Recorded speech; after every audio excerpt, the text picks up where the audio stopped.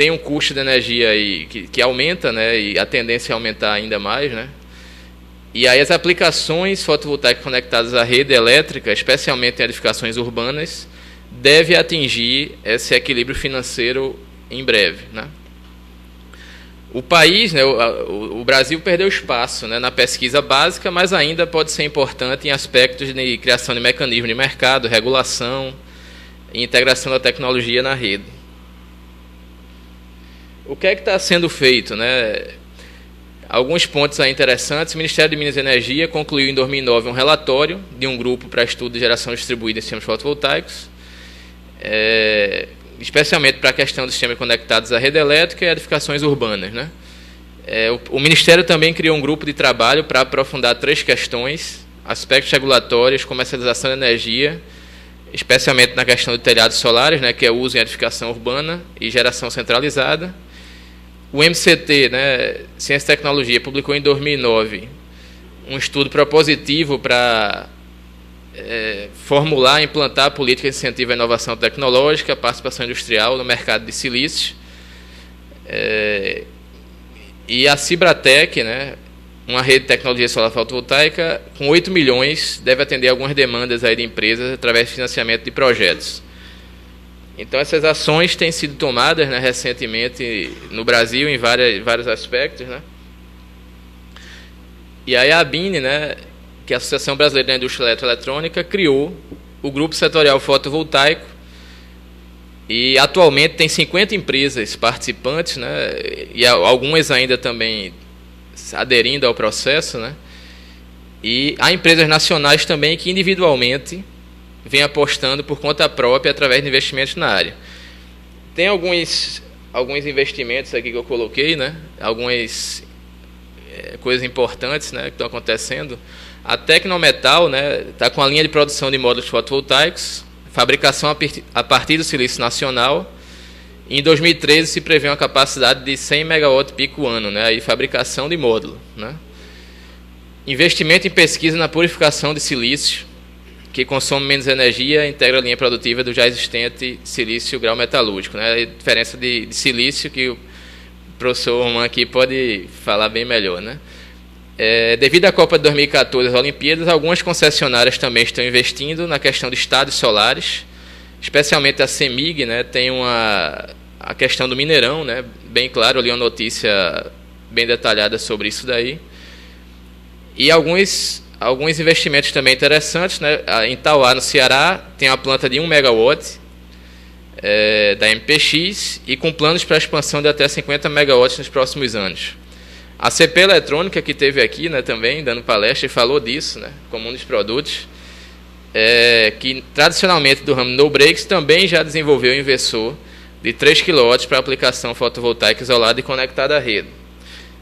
Então, aqui é uma foto, né, a resolução não está muito boa, mas é justamente um dos projetos, que é a usina solar fotovoltaica, né, considerada a primeira usina solar fotovoltaica do Brasil, de 1 megawatt, né, já funcionando, com 4.680 painéis, 12 mil metros quadrados de área e com capacidade de abastecer aí 1.500 residências. E um outro ponto, né, que eu falei da CEMIG, né, é um investimento aí ligado à maior usina da América Latina, né, assim está a notícia, né, em 7 Lagoas, e capacidade de até 3 megawatts para 3 mil residências, né. Fora isso, né, aqui embaixo no texto a gente fala um pouquinho justamente da questão do estádio, né, do Mineirão, que está sendo reformado para 2014 e pretende-se usar a própria estrutura do estádio também como base, né, para uso da fotovoltaica.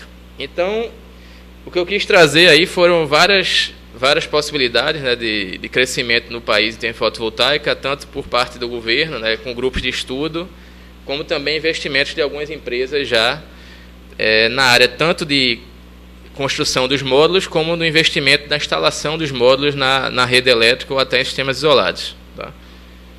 Então, basicamente era isso para a gente começar. Né? Então, agradeço então a apresentação.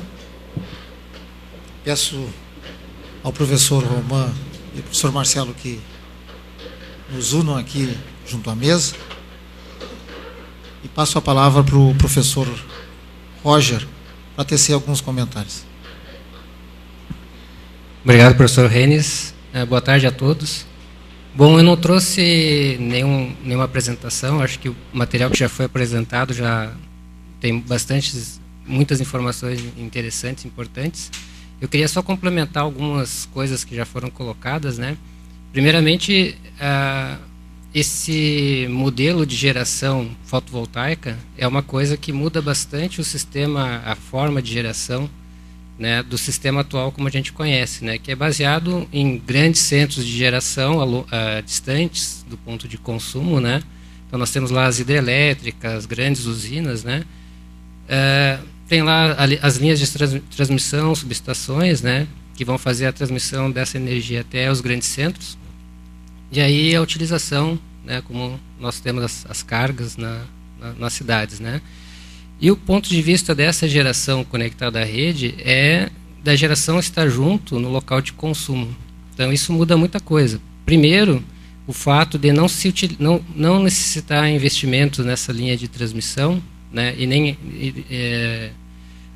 as perdas, né, que existem nessas linhas de transmissão já é uma vantagem muito importante, né. Então a geração no ponto de consumo é algo muito importante no ponto de vista de não necessitar grandes investimentos do ponto de vista de infraestrutura, de investimentos de longo prazo, né, com planejamento a longo prazo para isso.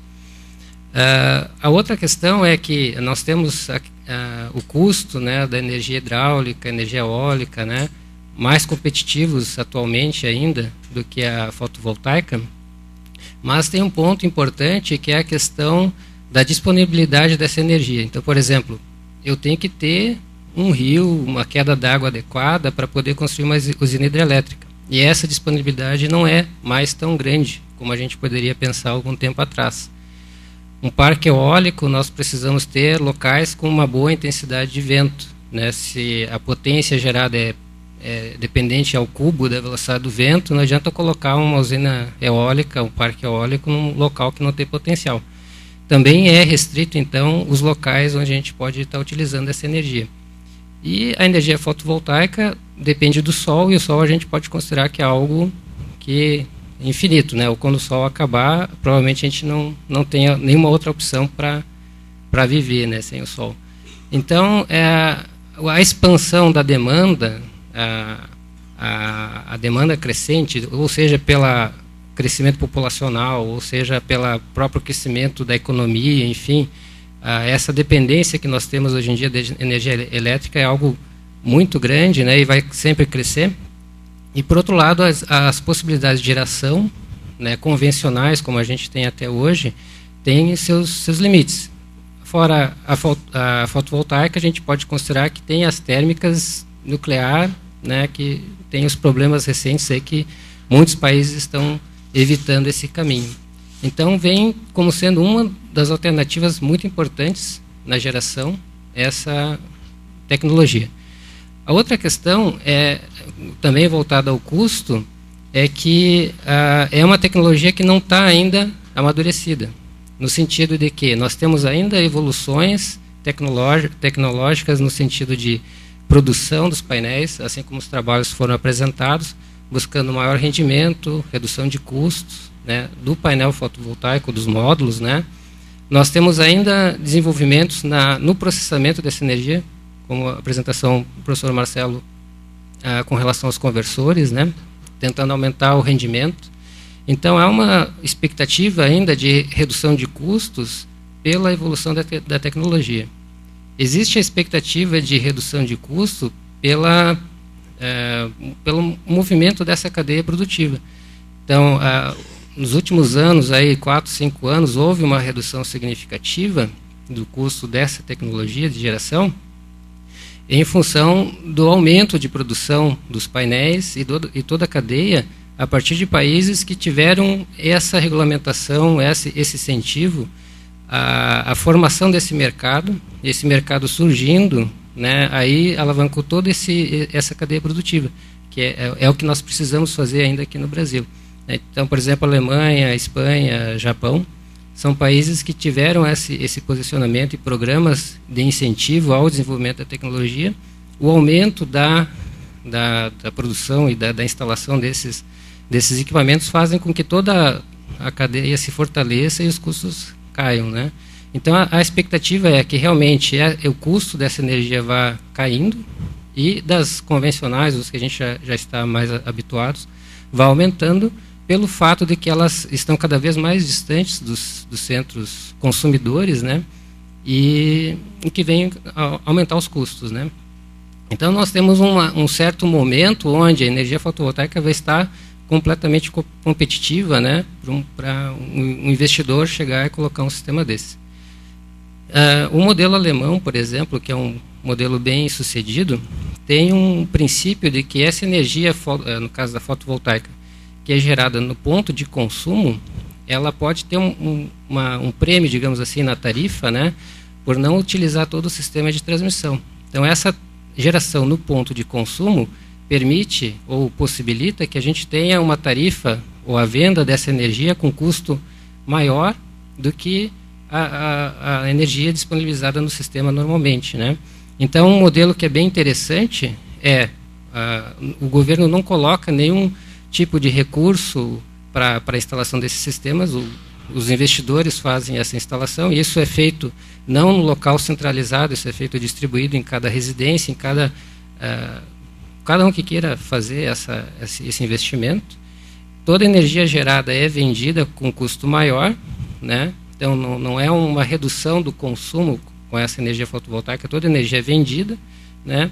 E quem paga o custo dessa energia são todos os usuários, né? Todo mundo está usando o sistema. Então é um sistema que não exige, né, por parte do governo grandes investimentos, e sim só uma regulamentação que torne isso um cenário, né, estável para que os investidores façam esse investimento e que tenham o retorno desse investimento a longo prazo. Isso, por si só, já permite todo o desenvolvimento dessa cadeia produtiva. Mas não basta só, no caso nosso aqui, nesse momento no Brasil, por exemplo, é um conjunto de ações. Então, primeiro a gente precisa ter uma definição para o próprio sistema de distribuição em si, como normas e regulamentação para isso poder ser conectado, né? E essa outra definição da parte financeira, né, da parte do retorno. E não é tão simples, principalmente essa questão da conexão com a rede, porque muda completamente esse modelo atual, né? O modelo atual é um grande centro de geração, onde se controla essa geração, tem como se desligar ela, ou um gerador que tem que ser desligado, né? A gente tem esse poder. Agora, como é que fica um sistema, uma cidade, né, por exemplo, onde existe milhares de geradores, pequenos geradores espalhados? Como é que isso vai ser controlado? Como é que isso vai ter esse poder, né, de monitorar, de controlar? Como é que vai ficar a estabilidade do sistema com essa questão dessa geração entrando e saindo, né? Então são problemas de outra ordem que nós não temos ainda um estudo mais completo, né, disso. Então são vários pontos, né? Mas no momento que a gente tiver essa definição e a possibilidade desse investimento, é um mercado enorme, né? um campo enorme para se desenvolver. Tinha mais uma coisa que eu ia falar. Bom, e a questão da energia, dessa questão da própria estabilidade ou da demanda, né, com a geração, a energia fotovoltaica tem uma característica que eu acho muito interessante, que é, por exemplo, os grandes picos de demanda que a gente tem historicamente, né, quando se teve maior consumo, os recordes de consumo são geralmente nos picos de calor também, né? Então há uma certa correlação entre a elevação de temperatura e a elevação de consumo, e isso também está relacionado com a presença do sol, né? Então nós podemos ter um auxílio, digamos assim, a esse perfil, né, do sistema, onde a gente tem, por exemplo, cada vez mais temperaturas mais elevadas, picos de consumo. Nós poderíamos ter também esse pico de geração atenuando essa demanda de energia instantânea, né, o qual todo o sistema teria que ser sobredimensionado para atender, né? Então eu vejo essa forma de geração como um fator muito positivo para o sistema como um todo.